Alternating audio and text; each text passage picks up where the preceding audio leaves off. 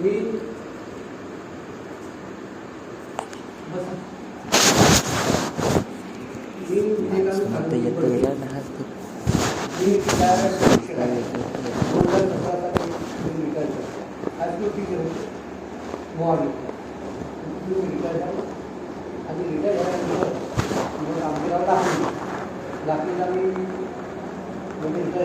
व्यवसाय जागा आहे माझी जागा ती पॉईंट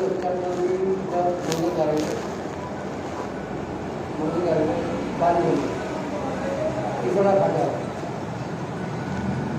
आणि मी बागेचा कार्यकर्ता आहे आज दिवस मॅडम रावती मॅडम पूर्वी समाजाचे आहेत त्यांनी अनेक वर्षापासून कार्यरत आहेत त्या आपला आता परिचय सांगतील अशी मी त्यांना विनंती करतो. मी सविता मोदीचा राबवते नाम लाखनी असं वापर चालत आणला. तर मी शिक्षिका होते, शाळा शिक्षिका यवतमाळ जिल्ह्यामध्ये मेळ तालुक्यात. तिथून मी रिटायर झाली 2023 मध्ये आणि मी मानसिक कार्यकर्ता.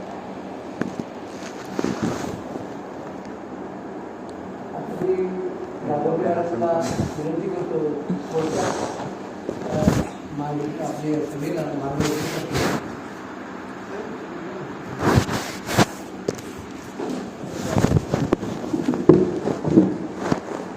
सर्वप्रथम सर्वांना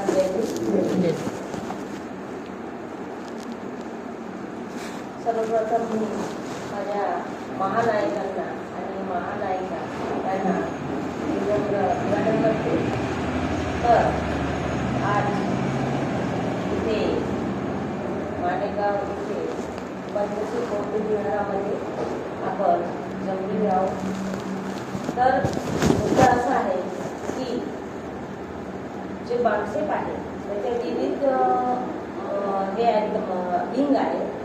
तर त्या विंगद्वारे हे कार्य करत असतो आम्ही समाज प्रबोधनाचे.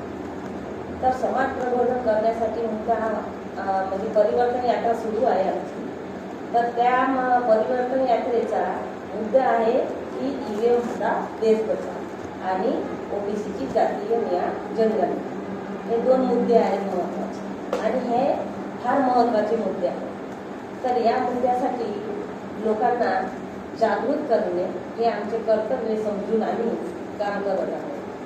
तर पहिला मुद्दा आहे या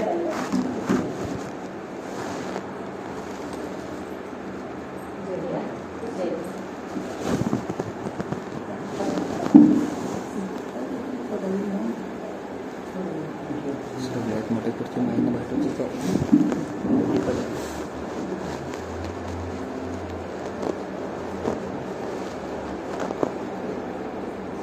तर मी तुम्हाला तर माहिती आहे किंवा नाही आहे, परंतु मी सांगू इच्छिते की जेव्हा आपलं भारत स्वतंत्र व्हायचा होता, देशवाई होती, त्या काळामध्ये बहुजन समाजावर काय काय अत्याचार होत होते हे आपल्याला सर्वांना माहीत आहे. तर जेव्हा आपल्याला स्वातंत्र्य मिळाले आणि संविधान अंमलात आलं, बाबासाहेबांनी संविधान लिहून आपल्या 85% बहुजन समाजाला जे हक्क आणि अधिकार मिळवून दिले ते सहजासहजी मिळाले नाही. तर त्यांना त्याग करावा लागला, संघर्ष करावा लागला आणि एकट्याने केला. एकट्याने संघर्ष करून हे सर्व काही वैभव आज आपण उपभोगत आहोत हे आपल्याला फ्रीमध्ये मिळालेलं आहे. आपण काही संघर्ष केला नाही, आपण काही मेहनत केली नाही. आणि सर्वात महत्त्वाचं म्हणजे आपल्याला जो प्रौढाधिकार मतदानाचा अधिकार मिळाला हा सर्वात महत्त्वाचा अधिकार आहे. आणि या अधिकारासाठी सुद्धा आपल्याला काही करावं लागलं नाही. तर बाबासाहेबांनी संघर्ष करून संविधानामध्ये हक्क मिळवून दिला. तो अमेरिकेत, युरोपमध्ये ह्या प्रौढाधिकाराच्या मतदानाच्या अधिकारासाठी संघर्ष करावा लागला. 1908 मध्ये अमेरिकेमध्ये महिलांनी संघर्ष केला मतदानाच्या अधिकारासाठी. आणि त्यांनी खूप संघर्ष केल्यानंतर त्यांना तो अधिकार देण्यात आला. परंतु आपल्याला काही संघर्ष करावा लागला का? नाही, मोफत मिळालेला आहे हा मतदानाचा अधिकार, आपल्याला शिक्षणाचा अधिकार, नोकरीचा अधिकार, बोलण्याचा अधिकार, हे सगळे आपल्याला मौलिक अधिकार कोणी मिळवून दिले? तर आपल्या बाबासाहेबांनी मिळवून दिले. आणि ते मिळाल्यामुळे आज मला शिक्षणाचा अधिकार मिळाला नसता तर मी शिक्षण घेतले नसते, तर नोकरी लागली नसती, आणि नोकरी लागली नसती तर पैसा मिळाला नसता, आणि पैसा नाही मिळाल्यामुळे माझी परिस्थिती कशी राहिली असती? खालच्या दर्जाची राहिली असती. हे सगळे आपण सगळे विसरून गेलो. आपल्याला वाटते, प्रत्येकाला वाटते, कोणी अधिकारी ज्याला, कोणी चपरासी ज्याला, कोणी साहेब अनेक क्षेत्रामध्ये काम करत आहे आपले बहुजन समाज. परंतु त्यांना काय वाटत आहे? काय वाटत आहे की जे काही मी हे कमवलेलं आहे वैभव, बंगला, गाडी, पैसा, सगळं काही, तर ते कशा मी माझ्या स्वतःच्या बलबुतीवर केलं आहे. परंतु जर संविधानामध्ये हक्क मिळाला नसता, शिक्षणाचा अधिकार, त्या महापुरुषांची देण आहे ती. आपल्याला शिक्षणाचा अधिकार मिळाला नसता तर हे वैभव मिळाले नसते, आज आपल्याला सन्मान मिळाला नसता, मान सन्मान हा सुद्धा त्यांनी आपल्याला मिळवून. तर प्रौढा अधिकार हा म्हणजे आपल्याला मतदानाचा जो अधिकार मिळाला. आपण मतदान करतो, परंतु त्या मतदानाला काही व्हॅल्यू आहे, किंमत आहे का? आजपर्यंत आपण जो मतदान केला, जो बायलेट पेपर होता, त्या बायलेट पेपरने आपण मतदान केला, तेव्हा आपल्याला काय होतं? आपलं मतदान कळत होतं की आपल्याला आपण कोणत्या पक्षाला दिला, कोणत्या चिन्हाला दिला, आपल्याला कळत होतं. परंतु आता हे ईव्हीएम मशीन आहे, ही नवीन मनुस्मृती आहे. मनुस्मृती माहित असेल तुम्हाला. आणि ह्या नवीन मनुस्मृतीमुळे आपल्या मतदानाचा अधिकार जो होता तो त्याची व्हॅल्यू झिरो झाली. त्याला काहीच व्हॅल्यू राहिलेली नाही. आपण म्हणतो पंजाला दिला नाही, आपण म्हणतो कपड्याला दिला. बाकीचे पक्ष काय झाले आहे? लोक पावले आहे. कारण की आपल्या महाराष्ट्रामध्ये किती घाणेरडे राजकारण सुरू आहे हे सर्वांनाच माहिती. आता पक्ष कोणते आहेत? आपल्याला दोनच दिसतात, एक सापनाथ आणि एक भूतनाथ असे म्हणतात त्या. तर ते दोन्ही पक्ष काय आहे? एक सत्तेत आहे, दुसरा विरोधी पक्ष आहे. आणि त्यामुळे आपल्या ज्या समस्या निर्माण झाल्या, ह्या कुणामुळे निर्माण झालेल्या आहे? त्या ईव्हीएम मशीनमुळे. जे आपल्या शिक्षणाच्या समस्या आहेत, शिक्षणाची समस्या आहे, नोकरीची समस्या आहे, रोजगाराची समस्या आहे, अनेक समस्या निर्माण झालेल्या आहेत. आणि ह्या समस्या आपल्या कोण निराकरण करेल? आपण काय करतो? राजकारणी लोक जे आहेत, आपले आमदार आहेत, खासदार आहेत, मंत्री आहेत, यांच्याकडून आपण अपेक्षा करतो की ह्या आपल्या समस्या दूर करतो. आज शिक्षण किती महाग झालं. खेड्यापाड्याची शाळा बंद होत आहे. का होत आहे? जो मौलिक अधिकार मिळवून दिला होता, महात्मा ज्योतिबा फुलेंनी, सावित्रीबाई फुलेंनी संघर्ष केला, आणि तो संघर्षाचा परिणाम बाबासाहेबांनी संविधानात मांडला. आणि तो हक्क आपल्याला मिळाला, शिक्षणाचा अधिकार, तो आता आपल्याकडून काढून घेण्यात आला येत आहे. जर शिक्षण संपलं तर काय होणार? ह्या मुलांचं काय होणार? ह्या मुलांचं काय होणार? येणारी पिढी काय करणार? आज आपण 4 वर्ग, 10 वर्ग, 12 वर्ग शिकलो तर बोलू शकतो, अन्यायाविरुद्ध आवाज उठवू शकतो. परंतु हे लेकरं काय करणार? त्यांचं शिक्षण संपला. आज तुम्ही KG1 मध्ये किंवा नर्सरीमध्ये टाका तरी 50,000 फी आज आहे. तर त्याच्या मोठा झाल्यानंतर 5 वर्षांनी किती होईल? मग आपली ऐपत आहे का शिक्षण घेण्याची, राहील का? अशा पद्धतीने आपल्याला तो आपला मौलिक अधिकार होता शिक्षणाचा, तो काढून घेत आहे. जिल्हा परिषदच्या शाळा बंद होतात, गावखेड्यातील शाळा बंद होत आहेत आणि त्या गावखेड्यामध्ये कोण शिकत आहे? तुमची आमची मुलं सगळी गोरगरिबांची, शेतकऱ्यांची, मजुरांची मुलं त्या शाळेमध्ये शिक्षण घेतात. तर शाळा बंद झाल्यानंतर काय होईल त्यांचं? हा भयंकर मोठा प्रश्न आहे.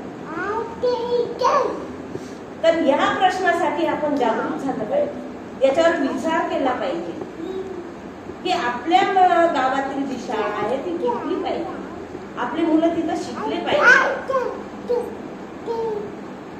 तर बघा, इकडे शाळा बंद, तिकडे कॉन्व्हेंटला मान्यता. एका गावामध्ये 10 कॉन्व्हेंट शाळा. म्हणजे तुमचा जो संपत्ती आहे, पैसा आहे, तो पैसा सुद्धा त्या मार्गाने ओढून नेत आहेत ते. कळते की नाही? आपल्याला कळते का ह्या गोष्टी? नाही. आपण काय म्हणतो, नाही माझा मुलगा कॉन्व्हेंटमध्ये शिकले पाहिजे, चांगलं शिक्षण आहे. परंतु आजपर्यंत शिक्षण घेणारे जिल्हा परिषदेचे अधिकारी झाले, जिल्हा परिषद मधूनच शिकणारे साहेब बनले, जिल्हा परिषद मधूनच शिकणारे शिक्षक बनले आणि कॉन्व्हेंट मधून शिकणारे पोरं आता रिकामे आहेत. विचार करा, ह्या गोष्टीचा विचार केला पाहिजे.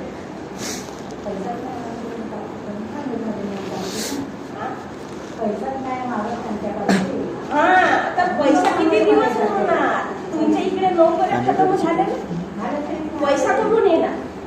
पैसा कुठून येणार? तुमच्या मुलावर भाव घातला, शिक्षणावर भाव घातला, संपत्तीवर भाव घातला.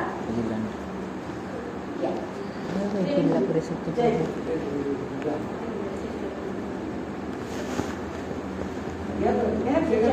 पुस्तकापासून द्यायचं नाही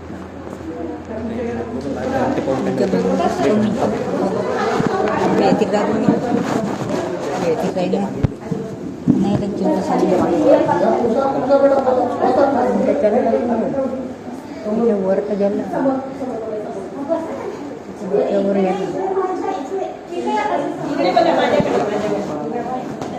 डोक्यावर तर बघा, हे सगळे अनर्थ कशामुळे झाले? एका ईव्हीएम मशीनमुळे. लक्षात ठेवा की ईव्हीएम मशीन ही नवी मनुस्मृती आहे. बाबासाहेबांनी ती मनुस्मृती जाडली आणि आपल्याला हक्क अधिकार मिळवून नव्हता. परंतु आज ही ईव्हीएम मशीन आली, ही नवीन मनुस्मृती आली आणि तुमचे एक अधिकार काढून घेत आहे. त्याची कल्पना सुद्धा आपल्याला नाही. आपले अधिकार खतम होत आहेत, मौलिक अधिकार जे मिळाले होते ते खतम होत आहेत, परंतु त्याची अजूनही आपल्याला काहीच माहिती नाही. कारण की आपण विचारच करत नाही त्या गोष्टी, विचार करत नाही. आपल्याला कधी प्रश्न पडत नाही आणि प्रश्न पडत नाही म्हणून आपण विचार करत नाही. कोणत्याही गोष्टीच्या, ज्या गोष्टीचा आपल्याला प्रश्न पडला त्या गोष्टीचा विचार करतो आणि विचार करून आपण मार्ग शोधत असतो त्याच्यासाठी. परंतु ह्या ज्या गोष्टी आहेत, संविधानाने जे हक्क दिले, शिक्षणाचा अधिकार, मौलिक अधिकार आहे, ज्याच्यामुळे माणूस बोलू शकतो, चार चौघात बोलण्याची ताकद निर्माण होते, आत्मविश्वास वाढतो शिक्षणामुळे. तो शिक्षण आज खतम केला, संपलेला आहे. तुम्हाला वाटत असेल की आमचे मुलं तर शाळेत जातात, परंतु आज त्या 5 वर्षात तुमच्या शाळा सगळ्या गायब होतात आणि कॉन्व्हेंटची शाळा वाढत आहे. तर मग तुम्हाला फर्स्ट स्टँडर्डला आपल्या मुलाला घालण्यासाठी 1 लाख रुपये जमवून ठेवा. दुसऱ्या स्टँडर्ड मध्ये 2 लाख, 2.5 लाख. आणि इकडे रोजगार बंद, नोकरी बंद. कुठून आणणार? कुठं शिकवणार तुम्ही? तुमच्या मुलाचं शिक्षण होणार का? म्हणजे एवढ्या संघर्षांनी आपल्या महापुरुषांनी आपल्याला जो मौलिक अधिकार शिक्षणाचा दिला होता, तो आज आपण गमवत आहोत. तरी पण आपण आवाजच उठवत नाही, आपण कधी बोलतच नाही याच्यावर.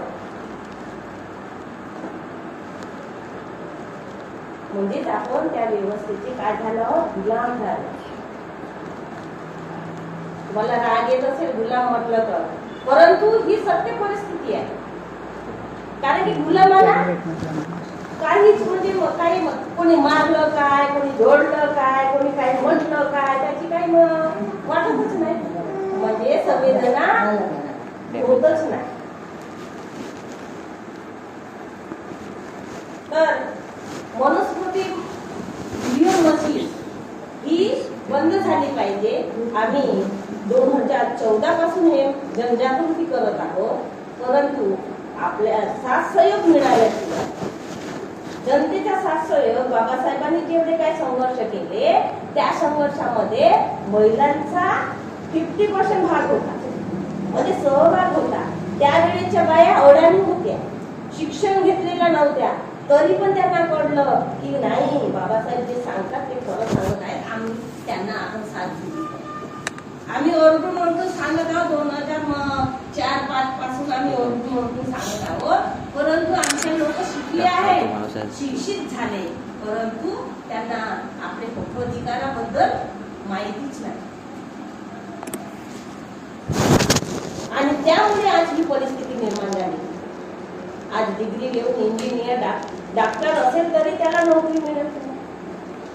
आपल्या समाजातील, बहुजन समाजातील मुलांना इंजिनियर असेल तरी त्याला नोकरी मिळत नाही. नोकरी मिळतं तर काय मिळते, पगार किती असतो, पगार किती असतो, त्याला कधी रेग्युलर होत नाही. तो त्याला पगार 20,000, 15,000, 20,000, 15,000पासून सुरुवात असते इंजिनियर मुलांना. शिक्षण घ्यायला आणि तो 15,000 आपली फॅमिली पोसू शकतो काय, आपल्या मुलांना, आपल्या पत्नीला तो हे सगळे काही अशीमध्ये देऊ शकतो काय, तरी पण आपण शिकवतो. तुम्हाला एक उदाहरण सांगते. एक राजा होता आणि त्याच्या गावामध्ये मोठी नदी वाहते. जसं कारदा आणि भंडारा आहे, भंडाऱ्याला जाण्यासाठी नदीच्या पुलावरून जावं लागतं, कारद्याला येण्यासाठी भंडाऱ्यावर नदीच्या पुलावरून आपलं येणं जाणं सुरू असतं. तर त्याच्या राज्यामध्ये राजे विचारतात की प्रधान आपल्या राज्यामध्ये सगळं काही सुरळीत आहे ना. तर प्रधान म्हणतो हो राजे, हो महाराज, परंतु लोकांमध्ये काय विद्रोह नाही आहे, सगळे शांत आहे. मग आपण असं करूया की काहीतरी विद्रोह निर्माण झाल्या पाहिजे लोकांमध्ये, तर त्यासाठी काय करावं लागेल. प्रधान काय म्हणतो, महाराज आपल्या नदीवर पूल आहे ना, हे लोक रोज येणं जाणं करतात, त्यांच्याकडून आपण 10 रुपये घेतले पाहिजे टॅक्स. म्हणजे बघू आपण लोक किती विद्रोह करतात. परीक्षा घ्यायची होती लोकांची, जनतेची त्यांना. तर मग त्यांनी 2 माणसं नेमली 2 बाजूला आणि त्यांनी 10 रुपये टॅक्स लावला. तिकडे जाईल तर 10 रुपये देईल, तिकडून येईल तर 10 रुपये. लोक मुकाट्याने द्यायला लागले, काही बोलायचं काम नाही. मग काही दिवसांनी त्यांनी 20 रुपये केलं, पण लोक 20 रुपये द्यायला लागले. प्रधान म्हणतो, महाराज तुमच्यामध्ये तर काहीच मध्ये असं दिसत नाहीये, कोणी काही विद्रोह करण्याच्या परिस्थितीत नाही आहे. आपण 20 रुपये टॅक्स केला तरी लोक देतात. मग महाराज काय म्हणतात, असं करूया आपण, आता 20 रुपये टॅक्स बंद, जो कोणी जाईल तो 10 लाथा खाईल, जो कोणी येईल 10 लाथा मारायचा. तर त्यांनी ती परिस्थिती सुरू केली. लोकांना वाटलं की लाथा मारू नका, पैसे घ्या, लाथा मारू नका. बोलायला लागले लोक की लाथा मारू नका, 20 रुपये घे, 50 रुपये घ्या, परंतु लाथा मारू नका. तशी आपली परिस्थिती झाली नाही. आपल्या प्रत्येक गोष्टीवर टॅक्स लागलेला. तुम्ही ओरडला, तुमच्या डाळीवर टॅक्स आहे, दुधावर टॅक्स आहे, ब्रेडवर टॅक्स आहे, बिस्किटवर टॅक्स आहे, माचीच्या डब्बीवर सुद्धा आपण टॅक्स भरत आहोत, तरी पण कोणीच बोलत नाही. ही परिस्थिती परिस्थिती निर्माण झालेली आहे. म्हणजे विद्रोह करण्याच्या परिस्थितीत कोणीच नाही. का नाही? सगळ्यांना कळतं, वळत नाही असं नाही, परंतु वळत नाही. कोण बोले, मीच कशाला बोलू, मीच कशाला हे करू, आपण बोलला तर आपणच खराब होऊ, ही भावना आपल्यामध्ये रुजलेली आहे. परंतु बाबासाहेब काय म्हणतात की अन्याय करणारा आणि अन्याय सहन करणारा हे दोन भाग असतात. अन्याय करणारा जेवढा गुन्हेगार आहे त्याच्या अन्याय सहन करणारा दुप्पट गुन्हेगार. ही शब्द आपण विसरून गेलो. तर आपल्याला ह्या ईव्हीएम मशीनच्या विरोधात आपल्याला आंदोलन करायची. कारण की बाबासाहेब त्या काळामध्ये एकटे लढले, परंतु त्यांना जनतेची साथ होती म्हणून ते यशस्वी झाले. त्यासाठी आपल्याला कोणतीही गोष्ट संघर्ष करायची आहे तर काय करावं लागेल? आपल्याला एकत्रित यावं लागेल. एकट्याने काही होणार नाही. तर एकत्र येऊन आपण जोपर्यंत एकत्र येणार नाही, आपसामध्ये वाद विवाद आपण आपसातच लढत राहतो. आपसातच एकामेकाचे पाय खिचत राहतो. ज्याप्रमाणे खेकडा कसं खेकडे पाहिजे खेकडे बांधे येत असतात, ते छिद्रामध्ये एक गेला की दुसरा त्याला ओढतो, तू गेला नाही पाहिजे. मग त्याप्रमाणे आपली परिस्थिती आहे खिचण्याचे, तो समोर नाही गेल्या पाहिजे. माझी ही भावना आहे. तर आपल्याला ईव्हीएम बद्दल जे काही म्हणजे आपल्याला आंदोलन करायचं आहे त्यासाठी आपल्याला काय करावं लागेल? एकत्र यावं लागेल, संघटित व्हावं लागेल. आणि संघटित होण्यासाठी आपल्याला एखाद्या संघटनेमध्ये साथ सहयोग द्यावा लागेल. तर आपली जी संघटन आहे ते बामसेफ म्हणून आहे, त्याचे विंग आहे भारत मुक्ती मोर्चा, राष्ट्रीय मूल निवासी महिला संघ, ओबीसी पिछडा वर्ग, विद्यार्थी मोर्चा, असे अनेक विंग आहेत. त्याद्वारे आपण त्याच्यामध्ये काम करून संघर्ष करू शकतो. आणि ही लढाई तुमची आमची नाही, सर्वांची, 85% लोकांची, ओबीसीची आहे, एसटीची आहे, एससीची आहे, मुसलमानाची सुद्धा आहे. सगळे जे 85% मध्ये मोडतात त्या सर्वांची लढाई आहे. तर ही लढाई आपण सर्वांनी मिळून लढूया एवढे मी अपेक्षित करते आणि इथंच थांबते. जय जय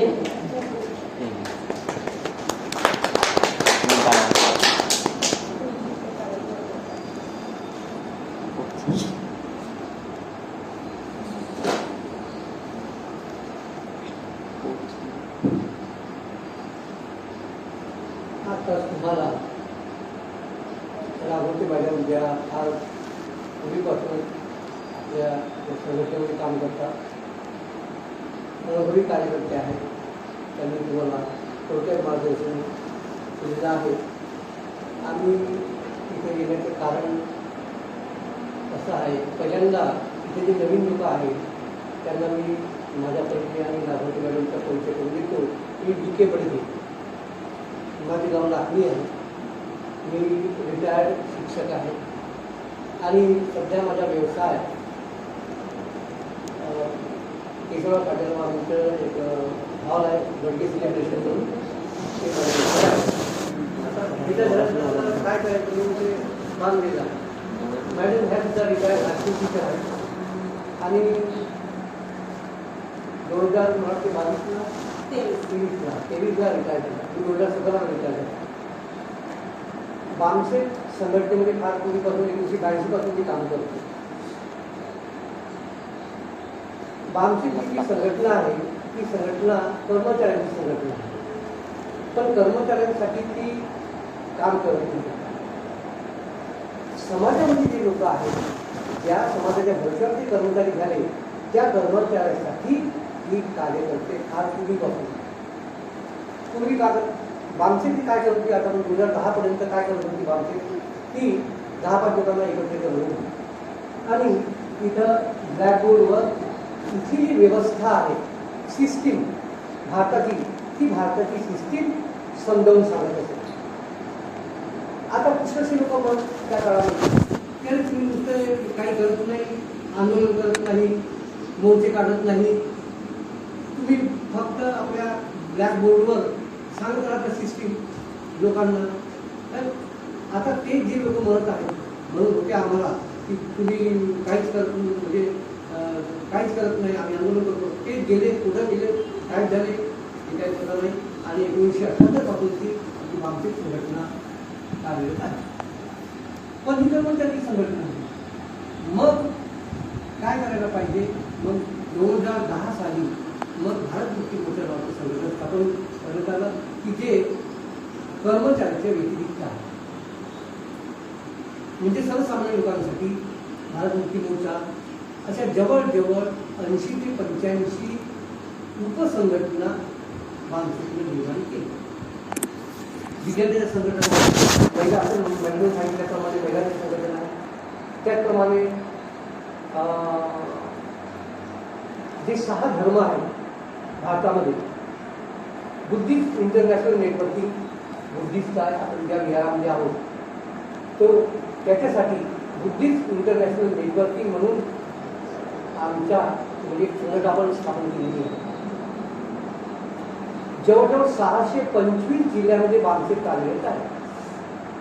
त्यापैकी पुष्कळ जवळजवळ म्हणजे 32 राज्यामध्ये आपलं संघटन आहे. हे छोटे मोठे संघटना नाही आहे. आधी मी आता हे करत आहे, मी तुम्हाला सांगत आहे की बिहारामध्ये आज पूर्ण महाराष्ट्रभर, पूर्ण देशभर, नुसतं महाराष्ट्रात नाही, देशभर 625 जिल्ह्यामध्ये आमच्यासारखे कार्यकर्ते हा सगळं सांगत आहे. असं नाही की फक्त आम्ही आलो, आम्ही तुम्हाला सांगत आहोत, आमचा काही संबंध नाही, असं नाही. पूर्ण भारतामध्ये एका दिवशी हजारो मीटिंग होत आहे.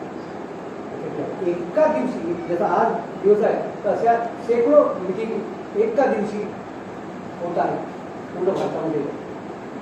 आता मीटिंगचे अनेक विषय आहेत किंवा आपण काय करणार आहोत, कसं करणार, कारण कोणीच आपल्यासाठी लढून नाही राहिले. आपल्यासमोर हे अनेक विषय आहेत. तुम्ही बुद्धगयेच्या विषयी आता पेपरमध्ये वाचत असाल. बुद्धगया म्हणजे महाबोधी विहार ब्राह्मणापासून मुक्त करा असं आंदोलन सुरू आहे. भंडारामध्ये मागच्या आठवड्यामध्ये आंदोलन झाला. तिथे तिथे बिहारमध्ये आंदोलन सुरू आहे. तिथे तिथे आंदोलन सुरू आहे. हा एक विषय आहे महत्वाचा. दुसरा विषय आहे electronic voting machine. Electronic voting machine, electronic voting machine काय माहिती सांगणार आहे. इलेक्ट्रॉनिक वोटिंग मशीन हा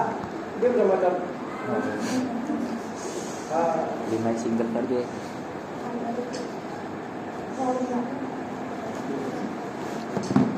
काढणार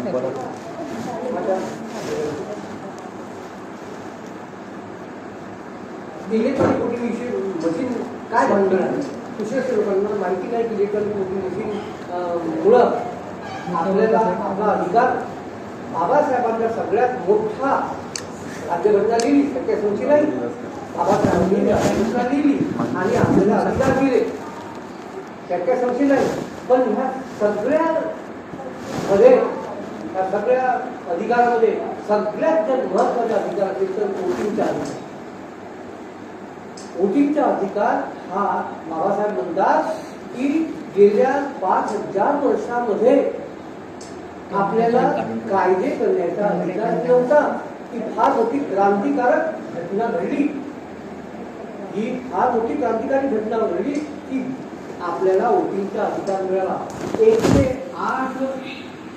108 वर्षानंतर आपल्याला हा 108 वर्षाच्या संघर्षानंतर आपल्याला वोटिंगचा अधिकार मिळाला.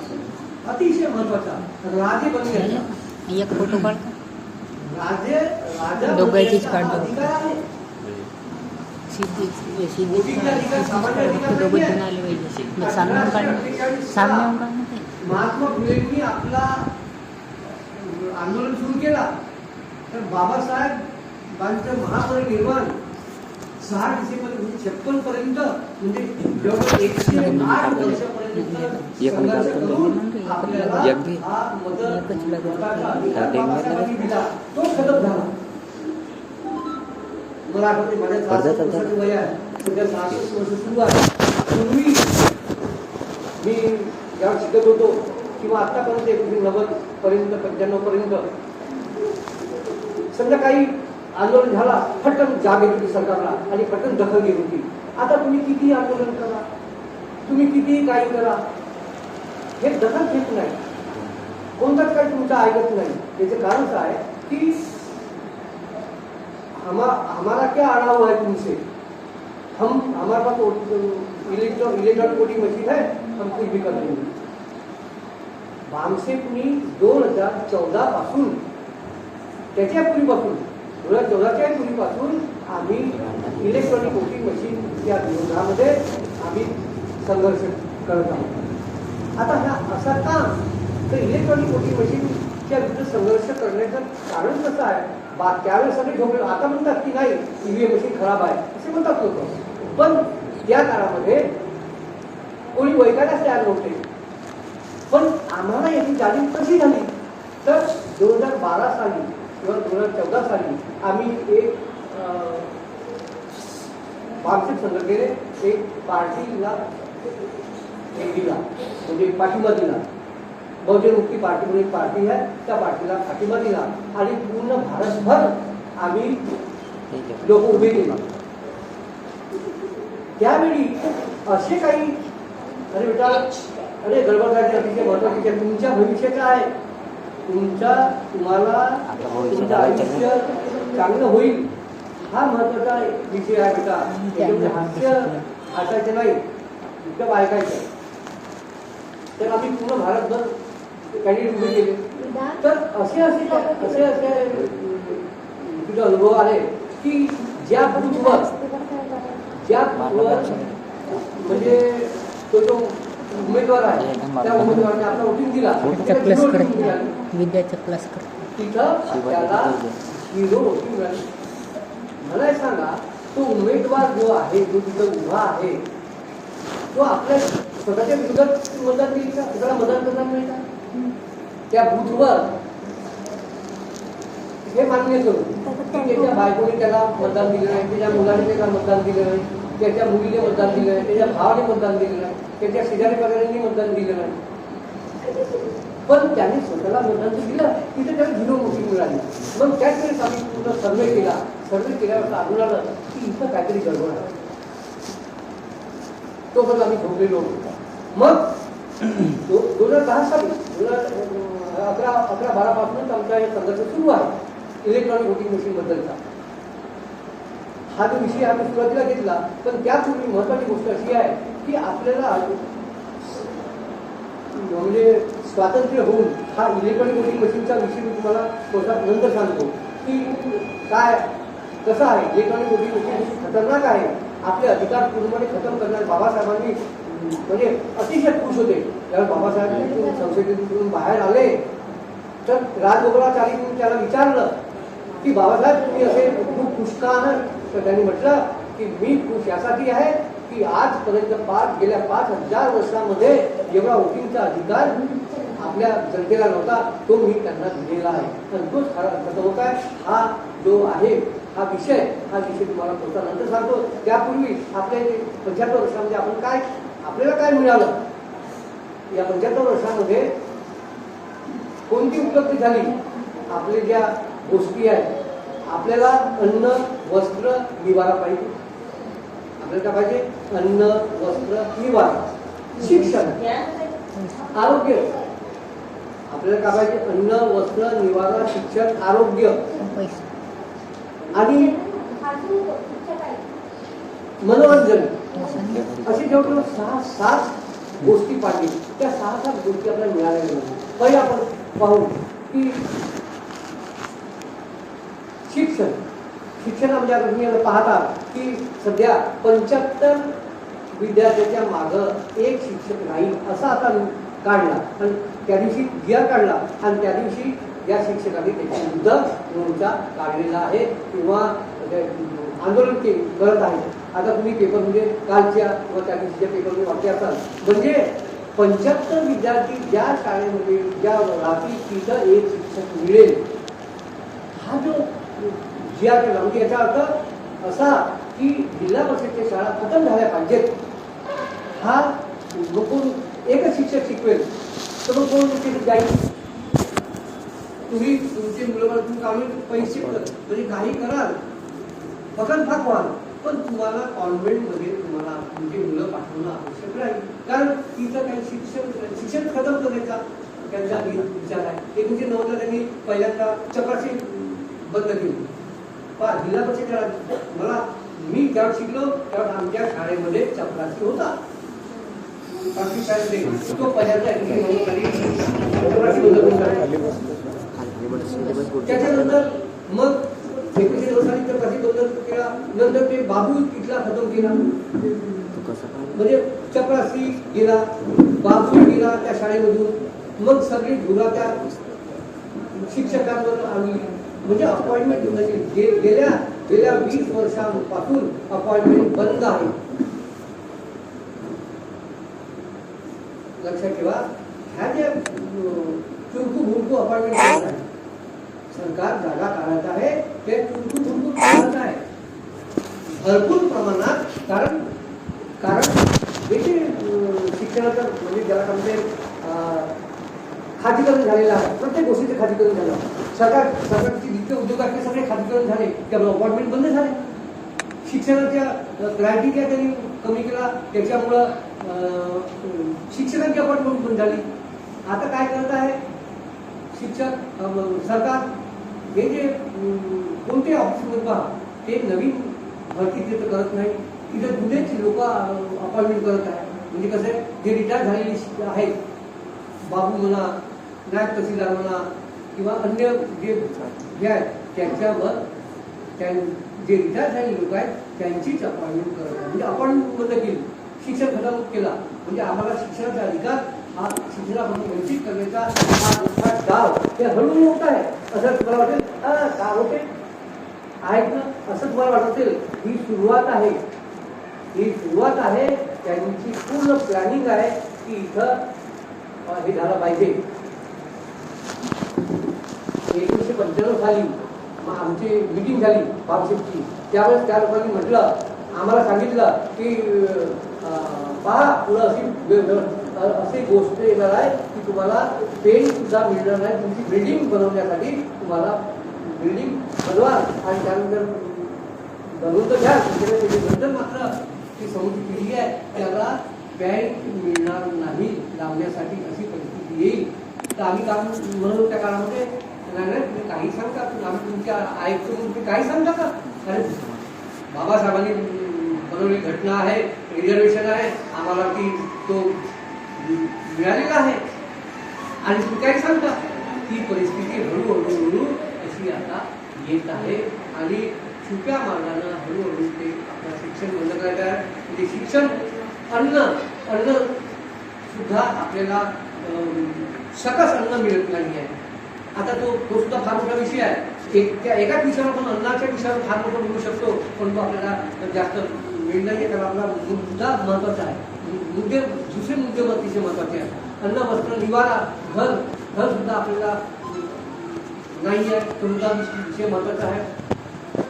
बेटा मी विषय घेत आहे महत्वाचे घेत आहे ना. आता आपल्याला काय करायचं आहे विषय खूप मोठे आहे. त्याला हे करण्यापेक्षा इलेक्ट्रॉनिक वोटिंग मशीनचा जो विषय घेतो त्यानंतर महाबोधी विहार आपल्या विहारावर दिल्लीमधले सगळे बौद्ध विहार हे ब्राह्मणांच्या हातात आहे. ब्राह्मणांनी त्याच्यावर कब्जा केलेला आहे.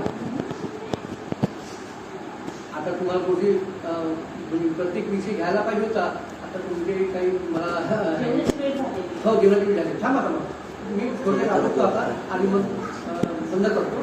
तर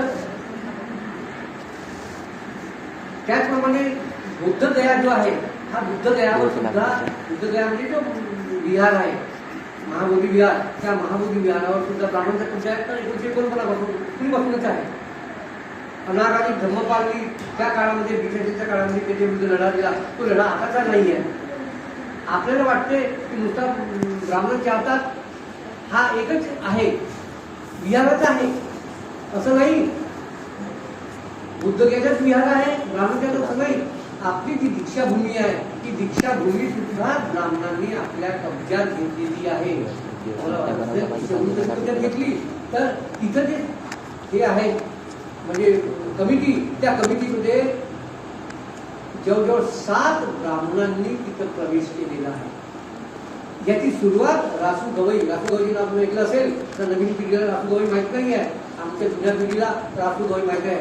आणि रासू गवई यांनी हे ब्राह्मणांचा हा माणूस होता, काँग्रेसचा माणूस होता. काँग्रेसही ब्राह्मणांचीच आहे, बीजेपी ब्राह्मणांचीच आहे, 5च्या 5 पार्ट्या ब्राह्मणांच्या आहेत.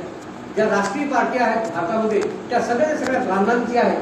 आणि ब्राह्मणांचा कब्जा आहे म्हणजे काँग्रेस, बीजेपी, कम्युनिस्ट 2 आणि ममता बॅनर्जीची पश्चिम बंगालची पार्टी, अशा 5 राष्ट्रीय पार्ट्या आहेत. आणि त्या 5च्या 5ही राष्ट्रीय पार्ट्या त्या ब्राह्मणांच्या आहेत.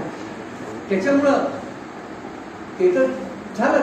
पण ह्या ज्या बौद्ध विहार आहे त्या बौद्ध विहारावर सुद्धा त्यांचं नियंत्रण आहे. दीक्षाभूमीवर सुद्धा त्यांचे 7 ब्राह्मणांचे नियंत्रण आहे. ते जवळजवळ त्यांचे नावं जे आहेत आम्ही लिहून हा विषय सुद्धा अतिशय महत्त्वाचा. तुम्ही ज्यावेळेस एखाद वेळी मला बोलवा आणि दीक्षाभूमीवर कसं त्यांचे नियंत्रण आहे, तिथं काय काय चालते, सत्यनारायणची कथा का केला तिथं, समजा तुम्ही आपला बौद्ध विहार आहे तिथं सत्यनारायणची कथा होईल का, या विहारामध्ये होईल का सत्यनारायणची कथा, या विहारामध्ये भजन होतील का, देवाचे भजन इथं होतील. दीक्षाभूमीवर 22 प्रतिज्ञा दिल्या बाबासाहेबांनी. पण जर त्याच दीक्षाभूमीवर बाबासाहेबांनी आपल्याला दीक्षा दिली, ही दीक्षा त्या दीक्षाभूमीवर जर समजा सत्यनारायणची कथा होत असेल, त्याच दीक्षाभूमीवर जर भजन होत असतील, त्या जो क्रीडांगण आहे त्या क्रीडांगणावर समजा कार्यक्रम न होता पोरं खेळत असतील, फुटबॉल खेळत असतील, तर हा काय प्रकार आहे, हा जो प्रकार आहे. आणि सगळ्यात जर कव्हर केला, तुम्हाला सांगतो मागच्या या 7-8 महिन्यापूर्वी तुम्ही वाचले असाल की तिथं पार्किंगची जागा त्यांनी अलॉट केली आणि ते खोदकाम केलं. आणि तिथं त्यांनी म्हणजे जर हा विरोध झाला नसता पुन्हा आपल्या महाराष्ट्रातून, तर तिथं पार्किंग त्यांनी केली असती. आमच्या समितीचे लोक तिथं गेले आणि त्यांनी म्हटलं की पार्किंगची किती लोकांची व्यवस्था करावं, पार्किंगसाठी 2,000 जातात का. दीक्षाभूमीवर 15 ते 20 लाख लोक जातात आणि तुम्ही 2,000 याची म्हणजे वाहनांची व्यवस्था करतात, 2 व्हीलरची. याचा अर्थ तो बाबासाहेबांच्या आणि गाडून नंतर पाणी आला, पावसाळ्यामध्ये जून महिन्यामध्ये पाणी आला तर पुन्हा पाणी तो घुसला त्या विहारामध्ये. आणि त्यांचा विचार हा जो स्तूप आहे तो जो दीक्षाभूमीचा तो खतम व्हावा हा त्यांचा उद्देश होता. आणि त्यांच्या उद्देशामध्ये मग ते कामयाब नाही झाले. कारण बुद्धिस्ट इंटरनॅशनल नेटवर्किंग जो आहे म्हणजे बांबूच्या ज्या 80-90 संघटना आहेत त्याच्यापैकी एक आहे बुद्धिस्ट इंटरनॅशनल नेटवर्किंग. त्या संघटनेद्वारे हा मोठं आंदोलन आणि बाकीच्याही संघटनांनी आंदोलन केलं आणि पूर्ण महाराष्ट्र विरोध झाल्यामुळं फडणवीसाला तो प्लॅन बदलावा लागला. हा लोकांच्या रेटा झाला, परंतु धोका अजूनही संपलेला नाही. कारण त्याच्यामध्ये 7 ब्राह्मण आहेत. तुम्हाला मी त्याचे नाव वाचून दाखवतो. ते जे आहेत ब्राह्मण त्याच्यामध्ये अच्छा तो जो रासू गवई या जुन्या पिढीचा त्या दीनानाथ शर्मा नावाच्या ब्राह्मणांना त्यांनी समितीमध्ये घेतलं आणि तोच सगळं काय चालू होता. हे फक्त कारण रासू गवई आणि वाकू गाणार आणि सदानंद फुलझेले आणि हे जे सगळे लोक होते हे लोक भ्रष्टाचारी होते. ज्यांची दारूची दुकानं होते, त्यांची दारूच्या फॅक्टऱ्या होत्या, त्याच्या अनेक गोष्टी होत्या. त्याच्यामुळे हे दबून होते. त्याच्यामुळं हे जे आहेत त्या समितीतील बाकीचे त्या लोकांना तो पैसे पुरवत होता बाकीच्या. आणि मात्र तिथं तो आपला कोणाची मिटिंग घ्यायची नाही, तिथं कोणाची सभा घ्यायची, त्या दीक्षाभूमीवर कोणाची सभा घेऊ द्यायची नाही, कोण कसे बोलवायचं BJPला बोलवायचा का की अमुकाला बोलवायचं, हे कोण ठरवता? शर्मा ठरवता. तो मरण पावला आणि त्याच्यानंतर मग त्या समितीवर जवळजवळ विशाखा जोशी, त्याचप्रमाणे आशिष त्रिवेदी, त्याचप्रमाणे वर्षा देशपांडे, आरती भजलवार, आशिष त्रिवेदी असे जवळजवळ 7 ब्राह्मण तिथं आले आणि त्यांनी कब्जा केलेला आहे. आणि ती हळूहळू तो म्हणून तुम्ही हे करता. बाकीचे जे लोक आहेत त्या समितीतले, ते समितीतले लोक हे काय केलेले आहेत ते चूक आहेत, कारण त्यांच्या कमजोऱ्या त्यांनी ओळखलेल्या आहेत. आणि तिथं त्या दीक्षाभूमीवर जो बाबासाहेब आंबेडकरांचा कॉलेज आहे, त्या कॉलेजवर सुद्धा तेच ठरवतात किती लाभ घ्यायचे. आता मला सांगा, तुमच्यापैकी किती लोक आज प्रायमरी टीचरसाठी समजा किंवा हायस्कूल टीचरसाठी जर आपल्याला अपॉइंटमेंट करायची असेल किंवा लागायचं असेल एखाद्या ठिकाणी, तर आज भाव जो आहे, आज भाव एका टीचरचा भाव हा टीचरचा नाही, चपरासीचा 25 ते 30 लाख चपरासीचा. तिथं सिद्धार्थ आहे, सिद्धार्थ शाळा आहे की नाही, तिथं एक लेबॉरेटरी अटेंडंट लागलं होतं मागच्या वर्षी. आता या 5 वर्षाची गोष्ट आहे. तिथं एक व्यक्ती लागला, लेबॉरेटरी अटेंडंट म्हणून लागला आणि त्या ठिकाणी त्याला 25 लाख रुपये द्यावे. गेले म्हणजे काय, लेबॉरेटरी अटेंडंट म्हणजे काय, चपरासी. 25 लाख. आणि मग त्याचा अप्रुव्हल काढण्यासाठी जिल्हा परिषदच्या साहेबांना याला त्याला जवळजवळ 5 लाख म्हणजे 30 लाख रुपये त्याला चपरासी पदासाठी लागले. हायस्कूल टीचरसाठी त्याच्यापेक्षा जास्त भाव आहे. ज्युनियर कॉलेजसाठी त्याचे लेक्चरसाठी जास्त भाव आहे. सिनियर लेक्चरसाठी त्याच्यापेक्षा जास्त भाव आहे. हा जो सगळा प्रकार आहे, हा मला सांगा, मग तुमच्याकडे किती लोकांकडे 40 लाख रुपये आहेत सध्या आणि ते आपल्याला देऊ शकतात डोनेशन, आणि आपल्या मुलांना तुम्ही लावू शकता? सांगा, तुमचे बसलेले जे लोक आहेत किती लोक तुम्ही देऊ शकता? मॅडम काय करू तुमच्याकडे? म्हणजे सर्वसामान्य, म्हणजे तुम्ही आपल्या मुलाला साधा शिक्षकही नाही बनवू शकत. अशी परिस्थिती काँग्रेसने आणली. नुसतं BJPच नाही, मोदीच नाही, काँग्रेस त्याच्यामध्ये महत्वाचा रोल आहे. त्याचा काँग्रेसचाही महत्वाचा रोल आहे. त्यांनी हे केलेलं आहे. तर आपल्याला आता जास्त तुमची जेवणाची वेळ झालेली आहे, पाहुणे वाढलेले आहेत, त्याच्यामुळे काही जास्त होत नाही. एखाद्या दिवस आपण सविस्तर याच्याविषयी घेऊ. पण आम्ही काय केलेलं आहे, याच्या विरोधात आम्ही आंदोलन केलेलं आहे, आंदोलन करत आहोत आणि पूर्ण देशभर आमचं आंदोलन सुरू आहे. हे काही एका तहसीलच्या एका जिल्ह्याचं आंदोलन नाही आहे किंवा एका जिल्ह्याची संघटना नाही आहे, पूर्ण देशभराची संघटना आहे. आणि म्हणून आम्ही 22 तारखेला धरणे प्रदर्शन आहे, नाही रॅली आहे. 22 उद्या परवाची जी 22 आहे, त्या 22 तारखेला आपण भंडाऱ्याला हे करणार आहोत, म्हणजे रॅली काढणार आहोत. आणि मग 9 एप्रिलला जेल भरो आंदोलन आणि 1 जुलैला भारत बंद असा आपला तो प्लॅन आहे. आता 22 तारखेला आम्ही जाणार आहोत, तिथं रॅली काढणार आहोत आणि नंतर मग 12 वाजता तिथं 11-12 वाजता तिथं शास्त्री चौकात जमणार आहोत. आणि त्याच्यानंतर मग ती रॅली निघेल तर त्रिमूर्ती चौकात आणि तिथं मग सभा होईल थोडीशी आणि नंतर मग निवेदन आम्ही देऊ त्या कलेक्टरला. आता तुम्ही म्हणाल हा आम्हीच नाही होईल, एका जिल्ह्यात नाही, गोंदिया जिल्ह्यात होईल, नागपूर जिल्ह्यात होईल, नगर जिल्ह्यात होईल, वाशिम जिल्ह्यात होईल, अकोला जिल्ह्यात होईल, अमरावती जिल्ह्यात होईल, यवतमाळ, आता मॅडम यवतमाळ जिल्ह्यात होत्या, त्या यवतमाळ जिल्ह्यात होईल, प्रत्येक जिल्ह्यामध्ये होईल. असं नाही की फक्त आपण पूर्ण देशभर 625 जिल्ह्यामध्ये आंदोलन करू, तेव्हाच आपण सफल करू. लक्षात ठेवा, आंदोलन आपलं तेव्हाच सफल होईल, आपला संघर्ष तेव्हाच सफल होईल ज्यावेळेस आपण पूर्ण देशभर आपला हे असेल, देशभर संघटन असेल, तरच आपण व्यवस्थेला संपवू शकू. अन्यथा तुमची आमची अवकाश नाही एवढ्या मोठ्या व्यवस्थेला संपवण्याची. व्यवस्थेला जर संपायचं असेल तर त्याचं राष्ट्रव्यापी जनआंदोलन आवश्यक आहे. आणि राष्ट्रव्यापी जनआंदोलन तेच करू शकतात की ज्यांचं राष्ट्रव्यापी संघटन आहे. संघटित शक्ती आपण आता किती मोर्चे काढले, म्हणजे किती आपण प्रबोधनाचे कार्यक्रम घेतले, पण समजा आपल्याकडे संघटित शक्ती नसेल तर विदाऊट संघटित शक्तीच्या भरोशावर आपण काहीच करू शकत नाही.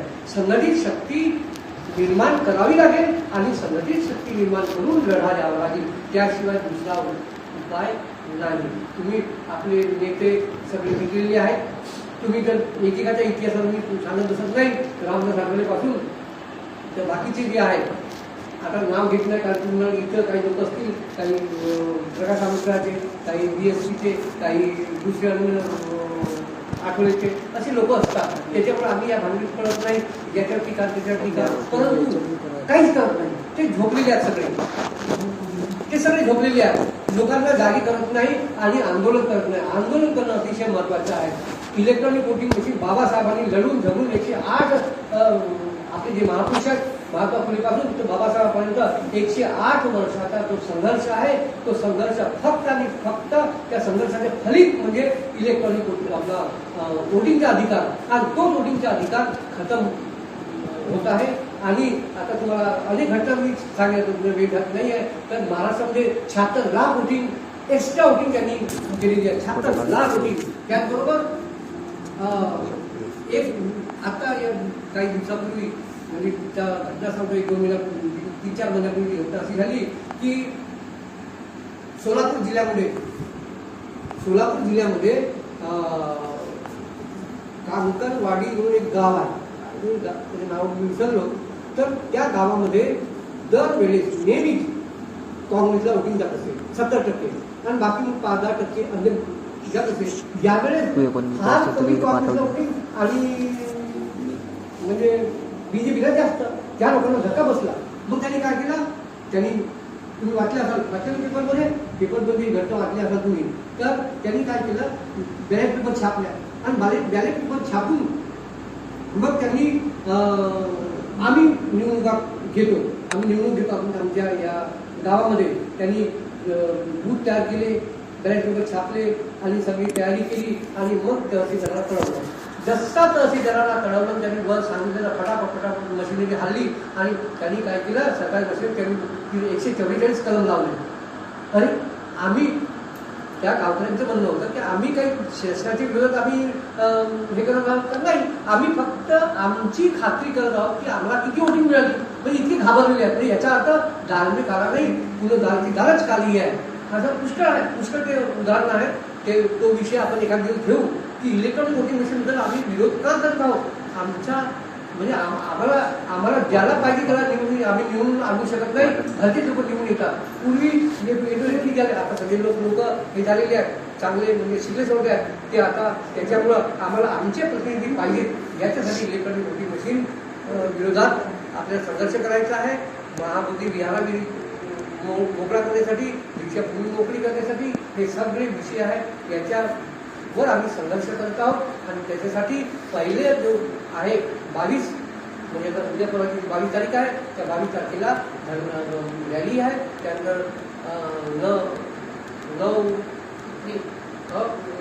9 एप्रिलला जेल भरो आंदोलन आहे आणि मग 1 जुलैला भारत बंद असे ठरलेलं आहे.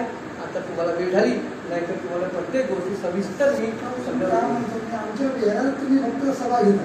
हो मॅडम ओबीसी आहे. हो ओबीसी आपला बहुजन समाज आहे. ओबीसी तिथं काऊन आहे तुम्ही? हा आता पहा का असते. आम्ही मिळतो नाही बरोबर आहे ना. एक लक्षात ठेवा, परिस्थिती सगळ्यात जास्त चिघळलेली आहे आपल्या लोकांची. आपण काय आहोत ते लोक आम्ही त्यांच्यामध्ये जात नाही असं नाही. जर त्यांच्यामध्ये गेलो नसतो तर राघवते मॅडम आता आल्या नसतं. ऐकून घ्या, ते लोक ऐकण्याच्या मनस्थितीमध्ये नसतात. आता इतके लोक नाही, बाबासाहेब ऐकून घ्या, नाही ऐकून तर घ्या. आपली संख्या किती होती, बाबासाहेबांची संख्या किती होती. बाबासाहेब ज्यावेळेस उतरले 1916 साली राजकारणामध्ये आणि लोकांना सांगत गेलं का हा का आताचा पोरगा आम्हाला का सांगते हा आताचा पोरगा बाबासाहेबांना म्हणते आताचा पोरगा कारण त्यावेळेस पोट जाती होत्या जास्त तीव्र होत्या त्याच्यापर्यंत म्हणजे तुम्हाला हा याच्यामध्ये सोल्युशन निघते ना पहा त्यावेळेस बाबासाहेबांना म्हणत आणि की हा आताचा पोरगा आम्हाला काय सांगेल आणि त्या काळामध्ये बाबासाहेबांच्या ते कोणते मला वाटते कोणत्या प्रजातीचे होते सोमस लाडवण बावणे कोचरे सोमस लाडवण वगैरे पैकी त्यापैकी होते ते तर हा सगळं गावच्यामध्ये तर त्याच्यामुळं मग काय होते पण तरी त्यांना सगळ्यात जास्त साथ दिली बाबासाहेबांना त्यांनी जे काही मिळवलं का फक्त त्या महाराष्ट्राने मिळवलं त्यांनी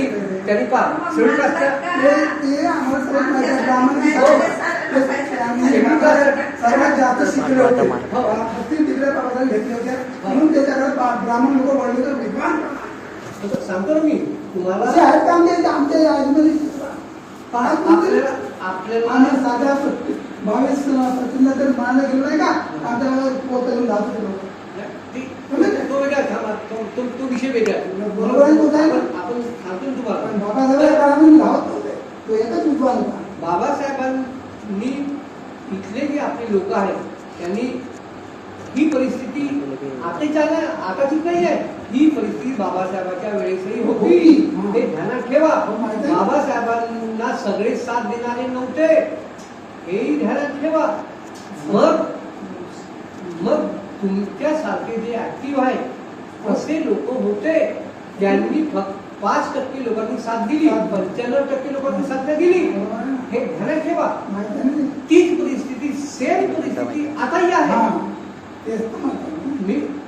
मग जसं बाबासाहेबांनी 5 लोकांना हातात धरलं 5% लोकांना 100 पैकी 5 तसं आता इतके लोक आहेत पण त्याच्यापैकी फार कमी लोक इथं आले 5% जरी आले 5% लोक जरी रस्त्यावर उतरले तरीही आपण आपल्या ध्येयामध्ये घेऊ शकतो तर कारण आता आपल्यासमोर दुसरा पर्याय नाही ना कोणता पर्याय आहे तुम्ही ज्या परभणीचा माहिती आहे तुम्हाला सोमन शिकाऊ हा विषय मी काय म्हणत आहे तो म्हणण्याचा अर्थ असं आपण चुका पाहू का जो आपण काहीच करणार नाही का मला लक्षात ठेवा इथे येऊन मॅडमचे यांना पेन्शन भेटते यांचे पती आहेत त्यांचे दुकान आहे मी मला सुद्धा पेन्शन भेटते माझ्या स्वतःचा व्यवसाय आहे माझी मिसेस प्रायव्हेट टीचर आहे अजूनही आहे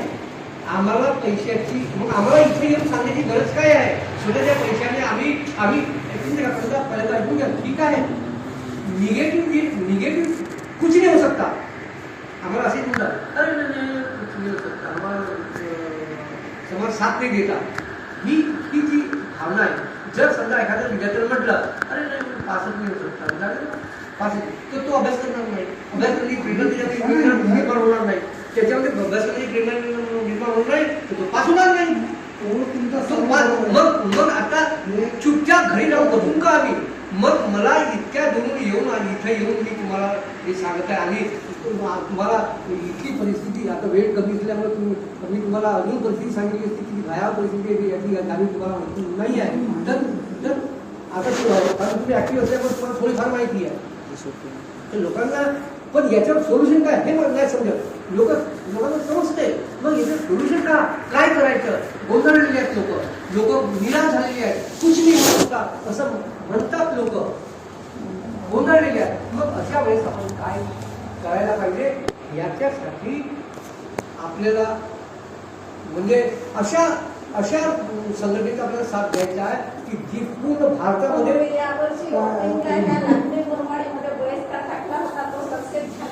नाही कोणी टाकला होता बहिष्कार हा नाही कोणी बहिष्कार टाकला नाही आमच्या बहिष्कार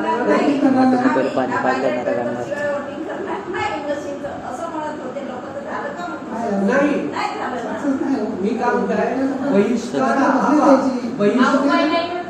हा उपायच नाही आहे बहिष्कार हा उपाय नाही एकच उपाय आहे तुम्ही मोर्चे करा हा. ते तो काही माणूस एक लक्षात ठेवा, समजा एक माणूस जर जिल्ह्याच्या ठिकाणी आंदोलन केला एका माणसाने तरी मंत्रालय हालते. ओबीसी वर्ग जर एक झाला आमच्या सोबत तर काम होते.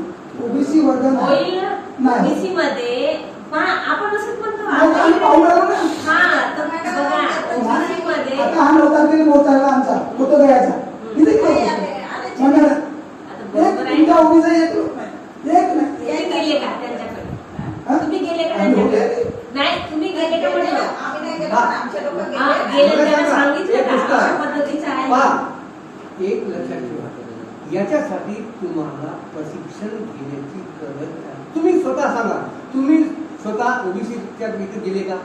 तुम्ही आपल्यासाठी राहता की मी ओबीसीला थांबा एक मिनिट, तुम्ही केल्याच्या केल्याच्या विषयी तुम्हाला माहिती पाहिजे, त्याचा इतिहास माहिती पाहिजे आणि त्याच्यात कोणते प्रॉब्लेम आहेत ते मला सांगायला पाहिजे. तुम्ही एक कुंड्याकडे जाल तर कुंड्यांची तुम्हाला प्रॉब्लेम समजले पाहिजे, त्यांचा इतिहास तुम्हाला कळला पाहिजे. यासाठी तुम्हाला प्रशिक्षणाची तुम्ही गरज मला आहे. गेलो आम्ही आता तुम्हाला तिसरी बोलवा. गोष्ट, कसं महाराजांकडे वाटतं गेल्या आम्हाला? तर तुम्हाला महाराजांचा माहिती काय आहे, आहे ना? महाराज म्हणजे ओबीसीकडे गेल्या नाही, नाही, साहेब. आता तुम्हाला आमचं तुमच्या हालमध्ये लग्न झाला मुद्दा मेस आमचा हो ओबीसीची मुलगी मागत होत्या हो मग ते झालं सर्व त्याला ओबीसी काम केलं माझं होतं ते सांगा बरं.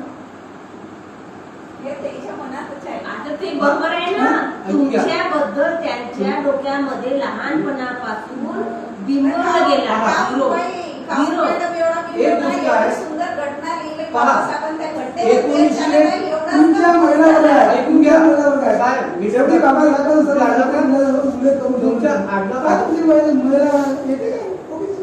म्हणजे ऐकून हे घ्या. ठीक आहे ना, त्यांना अजूनपर्यंत होय. बाबासाहेब समजले मी- नाही. नाही, आज मला तुम्ही जा, मला तुम्ही बाबासाहेब जा. पडले म्हणून मी तुम्ही 4 जा. लोकांमध्ये जात आहे हा, मला सांगायला मी आपल्या समाजामध्ये येत आहे. वास्तविक मी सांगतो तुम्हाला एक घटना सांगतो. ऐकून घ्या. 1900 नाही नाही, त्यांना बाई, समाजाची माहिती नाही ऐकून तर घ्या, आता माझ्या ना. ऐका. ओबीसींना. मी काय म्हणत आहे? तुमच्या ऐकत आहो, पण आता तुमच्या प्रश्न आम्हाला मी कळतात. तुम्हाला तुमच्या आम्ही सगळ्या तुम्हाला प्रश्नाचं देतो मी. विचारतो. आम्हाला वेळ होते ना ती आम्ही तुमच्या सगळ्या प्रश्नाची उत्तरं मी देतो, तुम्ही ऐकून तर घ्या आता पहिल्यांदा. खूप 1946 साली बाबासाहेबांनी शेड्यूल कास्टचा एक सभा खूप घेतली, माहिती. फार मोठी सभा. आणि त्या सभेमध्ये मग सगळे शेड्यूल कास्टचे होते. त्याने सांगितलं की आता भारतीय राज्यघटना अंमलात येणार आहे, आपल्याला वोटिंगचे अधिकार मिळणार आहे. तुम्ही त्या काळामध्ये भयंकर जाती नव्हते. त्यांनी सांगितलं की तुम्ही कोणत्याच पहा बाबासाहेब काय म्हणतात, तुम्ही कोणत्याच अटी घालू नका ओबीसीवर. ऐकून घ्या. मी ऐकून गेल्याची तुमची क्षमता दिसत नाही. बाबासाहेब म्हणतात की तुम्ही कोणत्याच अटी घालू नका. कोणाला म्हणतात ते आपल्या महाराजांना म्हणतात, चमारांना म्हणतात. शेवटचे लोक आले होते त्याच्यामध्ये, महार चमार सगळे आले होते, जवळजवळ पुष्कळ होते त्या काळामध्ये. तर त्यांनी म्हटलं की तुम्ही अटी घालू नका. त्या काळामध्ये तुम्ही असे जातीभेद होता, जवळजवळ देऊ देत नव्हते. हात शिवला तर विचार होत होता. आता या गोष्टी तुम्हाला माहितीच आहे. मग तरीही तुम्ही एकटे झाले नाही. बाबासाहेबांनी किती जाती एकटे केल्या? एससी लोकांना प्राधान्य किती जाती किती लोकांना एससीचा प्राधान्य बाबासाहेबांनी किती जाती दिलेला पण मात्र का ऐकून घ्या पाहिजे पहिले. पहा, मग तुम्ही चमार जेव्हा एससीचे उभा होते आणि आमचे एससीचे होते, आमचा महार मग चमार येते आमचा महार काऊन नाहीये? हो तर हो म्हणतो बरोबर आहे ना. मी काय म्हणत आहे, मग याच्या उपाय काय आहे? तुमच्या ओबीसी वर्ग आम्हाला होतेच नाही ते, आम्ही एससी म्हणून. मी काय म्हणत आहे, आणि एक चमार पोरं ते येते निवडून. मी काय म्हणत आहे, चांगलं काहून देतात? 2 घराच्या दोन जणांना सांगा, तुम्ही ओबीसी विचार मध्ये करा. आहे म्हणून. तुम्ही विचार जात करा. फक्त एससीची आहे त्याच्यात. नाही एक गोष्ट आहे, जर आपल्याला इथून मार्ग काढायचा आहे. बाबासाहेबांच्या वेळेसही याच्यापेक्षा भयावह परिस्थिती होती. बाबासाहेब शिकला होता त्यावेळेस मी. जेव्हा बाबासाहेबांनी बाबासाहेब शिकले होते तरी एक फटाके ब्राह्मणाला दिले, पडले, ओढणी. दीक्षा घेऊन एक ब्राह्मणाला हाताच्या मागे- हरले ना? मग का हरले? तेव्हा त्याने 5 लोकांनी दीक्षा हे दिली. बघा, 40 तुम्ही पंचायत ते म्हणून टाकले. टाकले. एक लोक नाही आला तिथं. कारण तो विद्वान होता. मी काय म्हणत आहे, हा व्यवस्थेचाच कारण आहे सगळं. एक ही लक्षात ठेवा, व्यवस्थाच तशी आहे. आपल्याला इथून मार्ग काढायचा आहे. तुमच्या लोक अजिबात नाही ऐकत. पहा मॅडम, आता तुम्ही सुशिक्षित आहात. हो. तुम्ही समजल्या बाबासाहेब आंबेडकर कोण आहेत, पण काही लोक सुशिक्षित असूनही नाही का ब्राह्मण बरोबर त्याला चॉकलेट चारतात. 95% नाही समजलं काही काही लोक बाबा. सांगतात, हा, याच्या लोक- पण ते ब्राह्मण लोक बरोबर चॉकलेट देतात. तुम्ही सुशिक्षित आहात, अजून बहुत सुशिक्षित ते मानतात बाबासाहेब. त्यांची मानसिकता का चेंज होत नाही? ते का चेंज होत नाही? कारण ते त्यांच्या बालपणापासून त्यांच्यावर थोपवलेलं आहे ना. ब्राह्मण आणि असून त्याच्यातून त्याच्यावर बाहेर निघायला तयार नाही. पण आम्ही झोपवला आमच्यावर येतच नाही काळात, हा. पण आम्ही त्या माणसाच्या समोर आलो. हा. पण तुमचा समाज थांबा, असल्यामुळं आमच्या ओबीसीची ही चूक झाली की बाबासाहेबांच्या आंदोलनामध्ये न होता गांधीकडे गेले म्हणून ते तसे मानसिकतेचे नाही, पण गांधीजींनी आम्ही- पण आता गांधी हे मला गाव- सांगा. गांधी कोण आहे? गांधी ओबीसीला आणि एससी मध्ये वाद निर्माण करण्याचा आपण आपसामध्ये जो वाद- तुम्ही इतिहास वाचा. नाही, गांधी काही नाहीये. नाही. वास्तविक साहेब, नेहरूचा सर्व देवळात थांबा खावा. थांबा. वास्तविक पंडित साहेब, जवाहरलाल नेहरू काय आपल्या मी काय म्हणत आहे, होत त्या वास्तविक साहेब. गांधी हा कसा नेहरूच्या गांधीला माहिती आहे तुम्ही काय एससी लोक ब्राह्मण होते. गांधी मॅडम तुम्ही बाबासाहेब समजल्या, आहे. पण तुमच्यासोबत 5 लोक तरी तुमचे हो समजतात का? समजतात. आता समजतात, जेव्हा कळते तेव्हा कळते. आता मग ओबीसी पुष्कळसे जागे झाले आहे आणि आंदोलनात आमचे आंदोलन काम करत आहे. पहिले काय म्हणून माझ्या महान बरोबर हसत होते लोक, तुच्छतेने पाहत होते. आता ते ओबीसी आता जवळ येऊन बसतात. जवळ म्हणजे परिणाम झाला ना. ऐकून घ्या, आता तुम्ही म्हणाल त्याच्यामुळे आमच्या अनुभव निजामामध्ये बदल होऊ शकते. मग न्यायामुळे परिवर्तन झाला, न्याय म्हणून. मी काय म्हणत आहे, आता पहा, मॅडम, तुमचा तुम्ही डॉक्टर ओळखता तुम्ही हम्म. रात्रीचं. हो. ते देवरामदार मानलं. आता तुम्ही यायच्या घरात ते मकान आहे. हो. जाऊन पहा, याच्या ह्या विहारात पेक्षा डबल विहार आहे. तेवढा गणपतीच्या मंदिराचा विहार बांधून राहिला. मी स्वतः पाहून आलो. अच्छा बोला साहेब. म्हणून अभ्यास केला का त्यानं? नाही, बाबा जरा प्रत्येक आपण- डॉक्टरच्या दवाखान्यात नाही, जाते नाही. ओबीसीच्या. मी पाहिलं ना गणपतीत पण दिसतं. बाबासाहेब नाही वाचलं त्यांना. फक्त त्यांना मी सांगतो शिकला. पण बाबासाहेब नाही वाचलं. शिकला म्हणजे तो त्याची मानसिकता म्हणजे तो व्यवस्थेच्या विरोधात आवाज उठवण्याची ताकद नाही त्याची. म्हणून तो गणपती मानतो. गणपतीच्या प्रतिभांचं काय? नाही नाही, ही त्याच्या मागची भूमिका आहे. तो आणि गणपती का काय? मानते? आणि पंकज कटक उभं नाही हम्म. त्याच्यामध्ये जाऊन का बुद्धाची मूर्ती किती आता मोठी आहे? बरोबर. त्याच्यामध्ये ताकद आहे, आवाज आहे, हा? सिंधी होय. आहे हो. मग पण हे उदाहरण देतो मी हो, हो, हो. का? बाबासाहेब त्याला मोठे मोठे शिकले डॉक्टर झाले. बाबासाहेब नाही वाचला त्याला. फक्त आपला हिंदू धर्मच वाचला. तेव्हा ते गणपती हो, हो, हो. त्याने हिंदूही नाही वाचला. हिंदू धर्म कोणता आहे, कोणती पुस्तक आहे हिंदू धर्माची तेही नाही माहीत. परंतु ते कसे त्यांना व्यवस्थेचा जो आहे पाठबळ, त्या पाठबळासाठी ते समज मांडतात. ते गणपतीचा जो पान आहे की त्या बजरंग दल हात काऊन तिथे समोर येते. हा, तर तो कोणाचा आहे, तो कोणाचा आहे? मग हे घ्यायचे एवढे खासदार आमदार होतात, तर मग हे 340 कलम समजावून देत सगळं नव्हतं काय नाही. शासनामध्ये. ओबीसी लोकांनी हा, 340, आता म्हणून 340. सरांनी म्हटलं की तुम्हाला ट्रेनिंगची गरज आहे, कारण की त्यांना पोझिशन मिळते, काय लोकं त्यांना सांगायचे हक्क. नाही, मॅडम, नावं घेत नाही. अरे नाव कसे घेतील? तिकीट कोण देते? मी काय म्हणते? त्याला तिकीट कोण आमच्या देते? इकडे खुर्चीवर कोण आपल्या बसवते? जगात कोणाला होता ते विदर्भ कॉलेजचा खुर्चीवर कोण बसवते? लेक्चर त्याला होता. तिकीट तुम्ही देता पण का? किरणापुरे काहीतरी तुमचे होता. कार्यकर्ते आम्ही देतो हा? का? आमच्या त्याने आपल्या कार्यकर्ते ऑफिसला टीका केली होती. तिकीट भेटते हायकमांडरची. हो, हो. हायकमांडरचा हे काय तिकीट करतात? भेटते. लोकांना ही सत्य परिस्थिती आहे, ती लोकांना जाणूनच दिली पाहिजे ना. मला एक सांगा. त्याच्यामुळे आम्ही बापसेप मध्ये तुमच्यामध्ये हात फरक आहे. समजलं एक का? लक्षात आम्हाला ठेवा. जे समजते, आम्ही जे कळते आम्हाला ते तुम्हाला फक्त तो विरोध दिसतो. नाही, आम्हाला परंतु त्याच्या विरोध मागचा काय आहे? वासनिकजी, आता हा जो तुम्ही म्हणत आहात याच्यावर उपाय काय आहे? उपाय आता बघ, ते देत नाही, जवळ येत नाही, ते दूरच करतात, आमचं ऐकत नाही. हा, आमच्या आंदोलनामध्ये पण सांगतो, आमच्या आंदोलनामध्ये ते भाग घेत नायक नाही. नाही तरी ते आता तुमची हो त्याची हो, मी ऐकलं 36 कोटी देव म्हणतात ते काय? हप्ते करायचे का नाही? त्या देवाशी काही आपल्याला त्याची जातील. तुमच्या जवळ नाही आहे. तुम्हाला माहित आहे, मला माहित आहे ना, मी महाराष्ट्राचा तो भंडार जिल्ह्यात तो लाखणीत राहतो. जे तुम्ही पाहता ते मी पाहतो. मग तुम्ही असा सांगून जसं आम्हाला माहितीच नाहीये. ज्या गोष्टी तुम्ही अनुभवता त्याच गोष्टी मी अनुभवतो.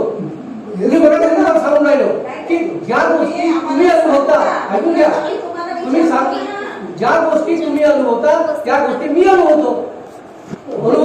मग तरीही ज्या तुम्ही ओबीसी वर्ग किती काम देतात ते म्हणत पण डोंगरराव मॅडम ते आली होती. मॅडम डोंगरराव मॅडम आपल्या छातीवर हात देऊन सांगा की मी किती ओबीसी लोकांच्या इथं गेलो. त्यांच्या मोहल्ल्यातच जाऊन जावं लागते. हा, ते- आम्ही त्यांच्या मोहल्ल्यातच जातो ना. किती बिहारात ते येत नाही आम्हाला हा. माहिती. बिहारात का नाही येत तर? सरपंच मेंबर येतात फक्त ओबीसी वाले. सरपंच मेंबर येतात फक्त ओबीसी वाले. एक गोष्ट आहे, तुम्हाला याच्यावर उपाय शोधावा लागेल. हे सत्य होतं. हे उपाय शोधावा लागेल आणि त्याच्यावर उपाय शोधून आपल्याला कार्य करावं लागेल. असा आता मी असं म्हणलो असतो कसा करायचा ते काही येत नाही असं जर आम्ही म्हणलं असता, संख्या जरी कमी आहे, फार कमी आहे, हे मान्य करतो. आमच्या संघटनेमध्ये 95% हे SC आहे, ओबीसी 5% आहेत. फक्त 5% 95% SC आहे. ते 5% आणण्यासाठी आम्हाला खूप प्रयत्न करावे लागले. हो, करावं लागेल. मग हे जर आम्ही जर असा म्हणला तुमच्यासारखा विचार केला असता आम्ही की नाही कसं आम्ही आमच्या हे सोडून तुम्ही प्रत्येकाला अरे हे प्रत्येक मत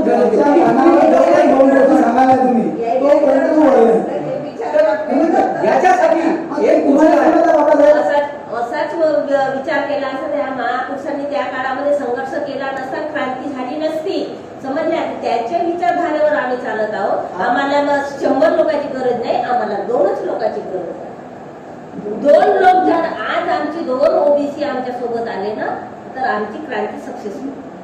समजल्या का? प्रत्येक गावातून 2 ओबीसी आले. 100 पैकी 2-3 जरी आले, 3% जरी आणि त्यासाठी आम्ही प्रयत्न करू. तरीही आपला कार्यभाग साधेल. हे ऐकून घ्या. साधेल. मग याच्यासाठी तुम्ही आमच्या विचारामध्ये तुमचा प्रश्न विचारणे बरोबर आहे. आणि आम्हाला जाऊन सांगत ते 2 गोष्टी द्या तर ते लोक घडतील असा गरज फार लक्षात ठेवा. आम्हाला गरज आहे. त्यांना गरज नाही, त्यांना आम्हाला गरज नाही. त्यांना जागवण्याची. गरज आपल्याला आहे. जागवण्याची. आपण हे सांगा, शिक्षकच का विद्यार्थ्याला सांगतो?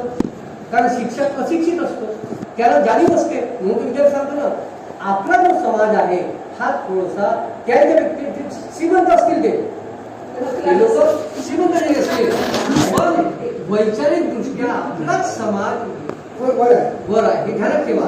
त्याची ड्युटी आहे, आपल्या समाजाची ड्युटी आहे त्याला सांगणं. कारण वैचारिक दृष्ट्या आपण त्यांच्यापेक्षा वर आहोत.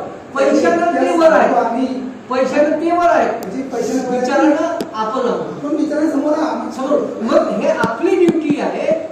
आता सध्या ते नसतील आहेत तर आपल्यामधलेच काही लोक महाराजांना पकडणं. कारण आता 22 तारीख आहे. मी खाऊन इथं आलो. आम्ही निवडणुकीच्या काळामध्ये थोडं आम्ही फिरलो होतो. आम्ही तुमच्याकडेच का आलो? आम्ही ओबीसीकडे, कारण ओबीसीला सांगता पण जाईल. आम्हाला 22 तारखेला आंदोलन करायचं आहे 2 दिवसामध्ये. तर मग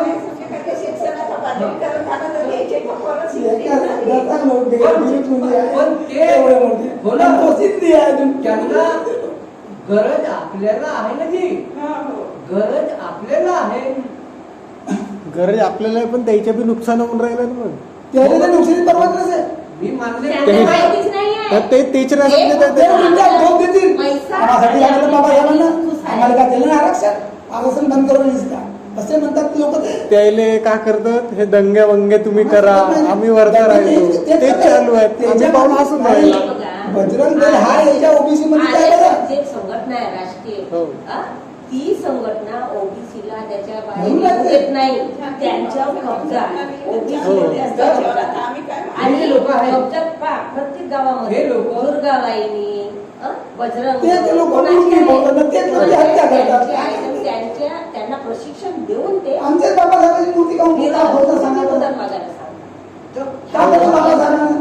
त्यांना लिहून सोड. त्याला माहित आहे ना ते तेवढे काही त्याची लोकसंख्या आहे नाही, ना नाही. ते वरून ते डायरेक्ट ओबीसी वर कब्जा करून आहेत. बाबासाहेबांची हात पाय तोडतात मूर्तीची, बाकीच्या लोकांची कोणाला तोडत? जे तर मी आता काय सांगितलं त्यांना प्रशिक्षण दिलं जाते. ब्राह्मणांच्या असं कोणतं वाईट बाबासाहेब? आता प्रशिक्षण काम देतात माहित आहे का? कारण की त्याला माहित आहे सगळ्यात जास्त संख्या ओबीसीची आहे. हे जर आपल्या हातात राहिले ना तर आपलेच येतील, आपलेच खासदार निवडून येतील, आपलीच बॉडी असेल आपला. सत्ता केल्या तर त्यांनी ओबीसी गुलाम बनलाय तुमचा. होत काय आम्हाला बोलायचं? पाहिजे. आमचा नाही. हो हो. म्हणून म्हणून त्यांचा म्हणून ते गुलाम निवडून आहे. येतात. हा, म्हणून त्यांचा ते निवडून येतात. मी एकच बोलतो. यूज अँड थ्रो असा काम आहे. नरेंद्र ब्राह्मण भोंडे- त्यांच्या तुम्ही बंधुत्यावर तुलना आता करा. सत्ता करत आहे. नरेंद्र भोंडेकरची तुलना करा. नरेंद्र भोंडेकर एकटा ऑपोजिट निवडून येते. नरेंद्र भोंडेकर एसटीच्या सीटवर उभा होते. अजित मला मारायला शिवाय देते, नरेंद्र मारायला शिवाय देते, चमार भोंडे देते. हा सांगतो सगळा मी, परमात्मा आहे. येत ईव्हीएम मशीनमध्ये आहे ना बाबा. ईव्हीएम मशीनमध्ये मताचं बसतं. 2010 चौदा वोटिंग होऊन राहिले तर आपल्याला बाहेर पायलट पेपरवर इलेक्शन हो होईल ना. जेव्हा जन आंदोलन होईल तेव्हा बॅलेट तेव्हा पेपर होईल ना. जोपर्यंत आपण जन तुम्ही घरी जाऊन बघा आंदोलन की जन नाही. आंदोलन झाला, क्रांती झाली, तशी ह्या भारतामध्ये जेव्हा क्रांती होईल तेव्हा बॅलेट पेपर. सगळे लोकांना उठायला पाहिजे. हा. आता म्हणून आपल्याला challenge त्यांना आपल्या एका सगळ्या वेळेस उठावे केलं झाले पाहिजे, जागे व्हायला पाहिजे. तेव्हा जागे झाले ना. त्यामध्ये झाले. पण जागे कधी होतील? जेव्हा आपण त्यांच्यापर्यंत जाऊ. ईव्हीएम साठी एका वेळेस कधीच नाही होत. एवढे सर- ही जरी ही एका वेळेस तयार नाही झाली. त्यामध्ये आता 65% म्हणून 2% आले ओबीसी तरी का होणार आहे? अरे 50% तर त्याच्याकडेच गेला ना. 60% त्याच्याकडेच गेला. त्याच्या मागची त्याचीच सरकार बसणार आहे, त्याच्या ब्राह्मण प्रधानमंत्री बनणार आहे, त्याच्या मंत्रिमंडळात तेच बसणार आहे. भगवान आमच्या गौतम बुद्ध हा ब्राह्मण आहे. हे ब्राह्मण केले का नाही म्हणत सांगा बरं. काहून का नाही आम्ही याला स्वीकारलं म्हणतो. नाही समजते. आता आम्ही महापुरुष म्हणून मानतो, पण महापुरुष नाही. त्याला एवढंसं नाही समजे पायलट पेपर सगळं समजते. तेवढे अडाणी नाही आहे. सगळं समजते. परंतु ते व्यवस्थेच्या अधीन आहे. ओबीसी पूर्ण ते म्हणजे RSS पासून ते गुलाम बनले. सीधी गोष्ट आहे. आधी ह्या जो चर्चा कर बसा ह्या गोष्टी मला तुम्ही सांगून राहिल्या. मी परका आहे का? मी दुसऱ्या पाकिस्तानमध्ये किंवा इंडियामध्ये राहतो का? नाही, नाही, नाही. मी हे जे तुम्ही मला सांगून राहिले तुम्हाला माहिती आहे. हे मलाही माहित आहे, तुम्हालाही माहित आहे. तुम्हाला ओबीसी ऐकत नाही. तुमच्यापेक्षा आम्हाला जास्त माहित आहे, कारण आम्ही लोकांमध्ये जास्त फिरतो. हो म्हणजे आता ऐकून तर म्हणून आता प्रश्न हा असे करतात जी ते ऐकत नाही जी हे असे करतात. हा तुमच्या आमच्या सगळ्यांना या गोष्टी माहित आहे. मग याच्यावर सोल्युशन काढावं लागेल की नाही?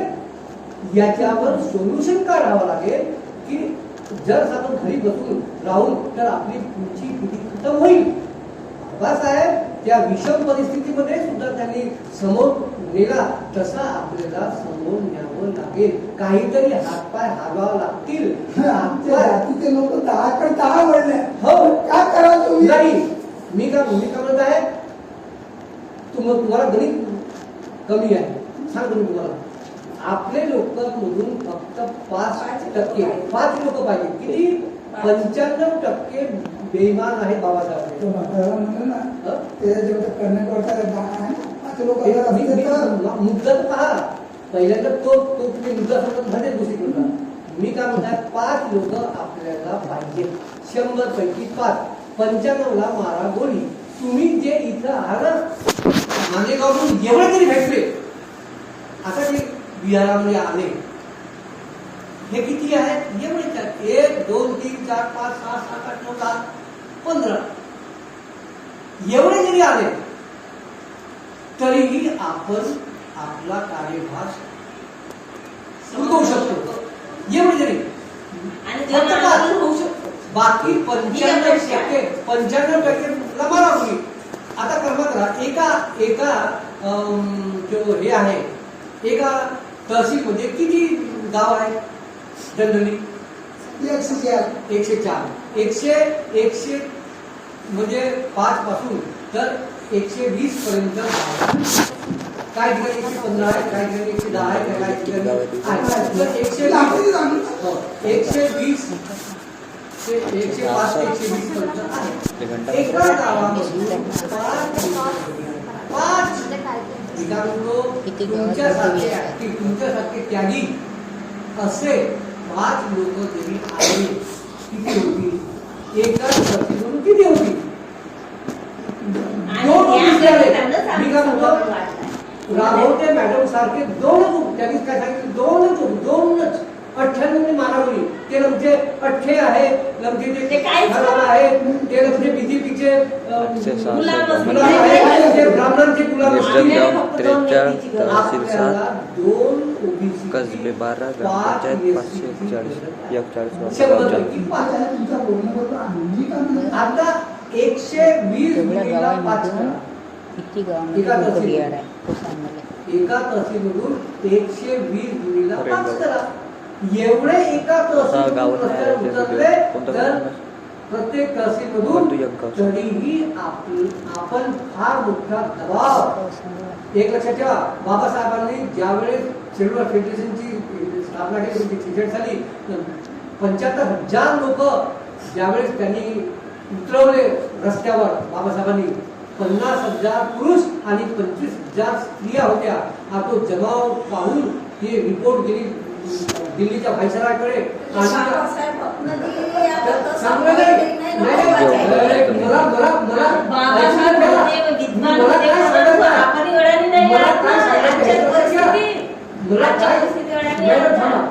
मला काय सांगायचं आहे की बाबासाहेबांची दखल का घेण्यात आली तिथं? बाबासाहेब ताबडतोब बोलावला म्हणतो. बाबासाहेबांना ताबडतोब बोलावण्यात आलं कुठं? दिल्लीला. आज जरा म्हणजे बाबासाहेबांना मंत्री बनवलं 4 खात्याचा.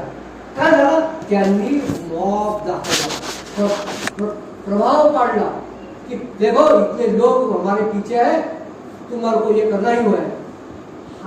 हा तसाच आपल्याला आता बाबासाहेब नाही. सर ते 13 पॉइंट रोस्टरचं सांगा ना उदाहरण. हो, त्याच्यामुळे अनेक अशा गोष्टी आम्ही आमच्या आंदोलनामुळे पुष्कळ काय झालं.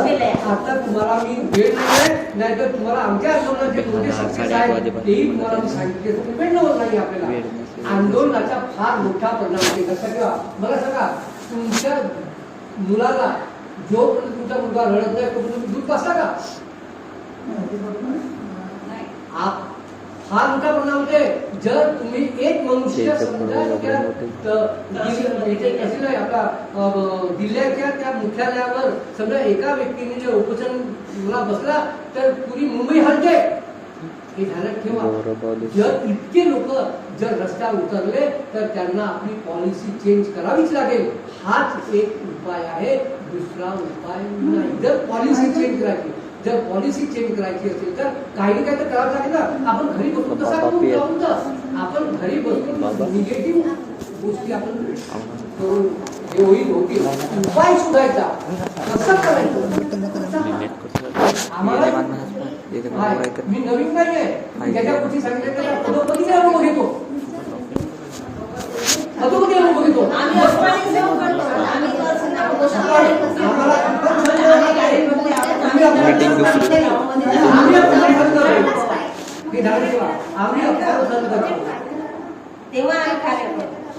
आम्ही संघाचे पैसे खर्च करतो. आम्ही संघाचे पैसे आम्हाला बीजेपी काँग्रेस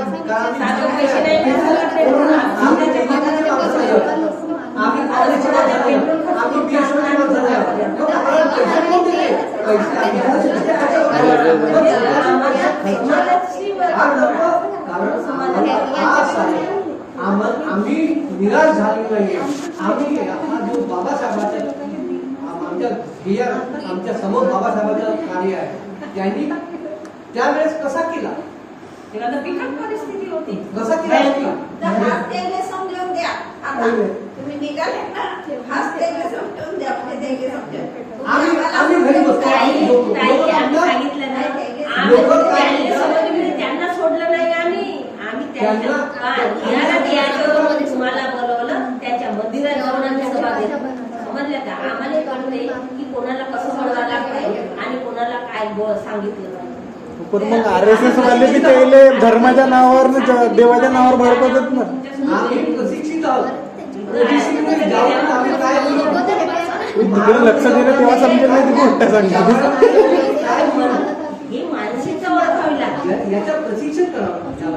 आणि प्रशिक्षित आहोत आम्ही अशी नाही आहोत. मग हे आम्हाला अनेक प्रकारचे प्रश्न विचारतात आणि त्या नाही प्रश्नांची प्रश्न उत्तरं आमच्या जवळ भंडारा असली जिल्ह्यात पाहिजे. किती त्यासाठी गावात सांग म्हणा फक्त मध्ये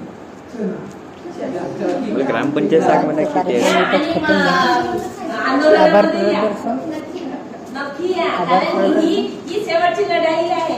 आता आपण हॅलो. लढलो नाही तर भंडारासाठी 2 ट्रेन. बाबासाहेबांच्या आधी नाराकोट पाटील ग्रुपवर तो महान माणूस असेल शिवाय का मी कारवर जाणार आहे. दे रे, एक पेपर दे. 10 रुपये मला सोबत मिळणार. मी तयार असाल तर मी घेऊन येईन आपल्यासोबत. मी माझी कार आहे. जर तुम्ही फक्त मला सांगा तयारी की मॅडम आम्ही येऊ त्या कार्यक्रमाला. कारण की ही आता काही राहिलं नाही. आता सगळं संपलं. मूल्यामध्ये वाटून देतो. मूल्य वाटून का? ते संपलं. हुकुमशाही तयार झाली आता सुरू. हुकुमशाही सुरू झाली म्हणून त्यासाठी जसं श्रीलंकेचं आंदोलन झालं की नाही, क्रांती जन आंदोलन, तसे ह्या भारतामध्ये झाल्याशिवाय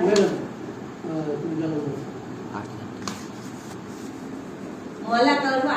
मी आपला नंबर देते, नंबर घ्या.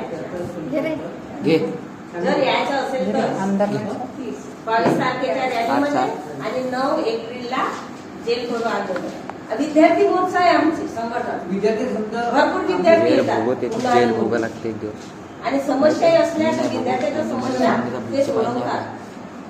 आता शिक्षक संघटना आहे अजून. शिक्षकांची समस्या असली तर ती संघटन सॉल्व्ह करतात. लिहा. सांगा ना. 77 44 पंच्याण्णव 84 23. 77 44 95 84 23. राघोटे लागते.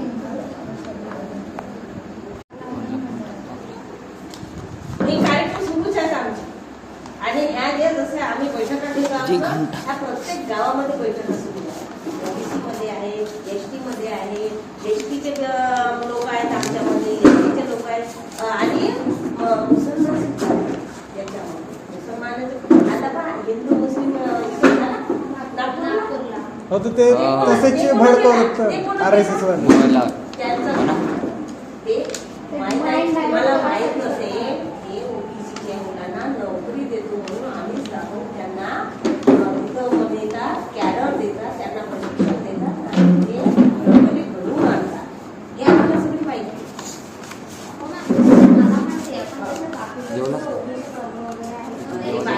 बसेल पण नाही समजा.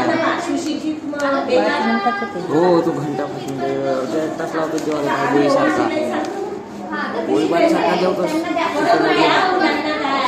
हा पण दुसरं आहे 2 MSc BSc वाले पोरं चक्रशिक्षणासाठी फॉर्म भरतात. एवढी परिस्थिती ओबीसीची खराब आहे. मग त्यांना आम्हीच दाखवलं की नाही नोकरी मिळून राहिली, चला रे तिथं. ती नोकरी ही अशी नोकरी आम्ही त्याबद्दल आम्ही जनजागृती कोणाला नाही सगळे पेपर सोडवा लागते का आणि सर्वांना नाही भेटत ना मॅडम. ओबीसीचे चालू नाहीत आमचे लेकरायचे तसे नाही ते वॅकन्सी तर काढतात पण पैसे घेतात. तुझ्या पैसा किती तर घेतात ते किती लुबाडतात. आमच्या ओबीसीला 3,000 एक फॉर्म भरायला 3,000 रुपये लागतात. तुमची वॅकन्सी गेली का ते मागच्या वेळी ते तहसीलदाराच्या खालचे जेवढे बी आहेत त्याचे ते हे ऑनलाईन फॉर्म भरला त्यानं 1000 रुपयाचे आणि मग ते कंत्राटीवर गेला. मग अर्थच काय आहे तेवढा. पेपर घेतील तर पेपर कुठला पण जाईल आणि ते अंदरच्या अंदर आपले पोरं ब्राह्मणाचे पोरं एक ओपन वाले पण आता एससी साठी पण वॅकन्सी एससीच्या कोटा तुमच्या जो शिक्षणासाठी थांबा ऐकून घ्या. शिक्षणासाठी जो एससीचा बजेटमध्ये कोटा असते तो बजेट मधला पैसा लाडकी बहिणीला दिला. तुमच्या पोराला का हा? हे माहित आहे का तुम्हाला लाडकी बहीण मध्ये ना? 1,500 भेटत मस्त लाडक्या बहिणी. इलेक्शन मध्ये उडवलं अजून, इलेक्शन मध्ये उडवलं अजून, 1,000 रुपयात ठोस पोर आहे. पुरा पैसा उडवला. गव्हर्नमेंटनं काढलं. 1,000 रुपयात पुरा ठोस बंपर होतो. हा कोणता पैसा? कोणाचा पैसा आहे? हक्काचा कोणाचा आहे? त्याला म्हणलं का असे काम हा, आता हा माहिती- ही माहिती आपल्याला पाहिजे ना. रोगाचे सोबत. ही माहिती आपण माहिती पाहिजे ना. माहिती पाहिजे ना. आता पैसा नाही तर बाकी योजना बंद करता येत ना. यायला पाहिजे होते लवकर आलो आम्ही पण तुम्हीच नाही आले. नाही म्हणजे असं 6-7च्या दरम्यान नाही का आता आता साहेब, स्वयंपाकाला 7 वाजेत आले. कसं स्वयंपाकाची वेळ होती. कार्यक्रम संपला. आता आपल्या समोर आभार प्रदर्शन आयुष वासनिक करे डॅन्स प्रदर्शन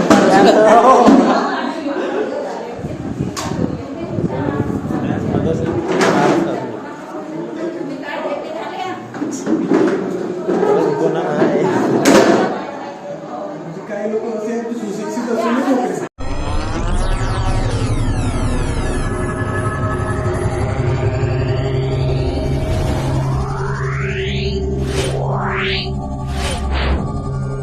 Wow.